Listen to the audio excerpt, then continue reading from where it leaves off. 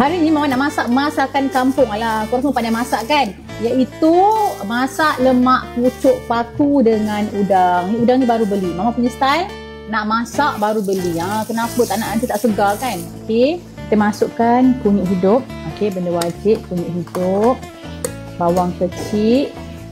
Ada orang tak pakai bawang, Mama suka pakai bawang. Okey, bawang kecil, bawang besar, bawang putih sikit. Okey, dan masukkan sedikit halia.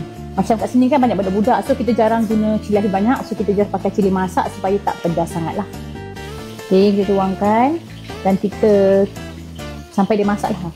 Okey, asam keping, daun kunyit. Masukkan santan, ni kita pakai santan segar.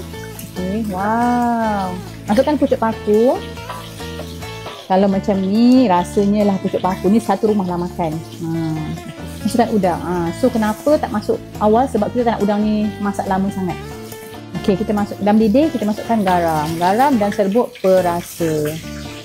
Okey, dah siap dah masakan kita. So, you all, tak payah ajar lah. You all lagi kita yang masak kan. Cuma nak bagi tahu, nak berkongsi apa yang kita masak untuk hari ini.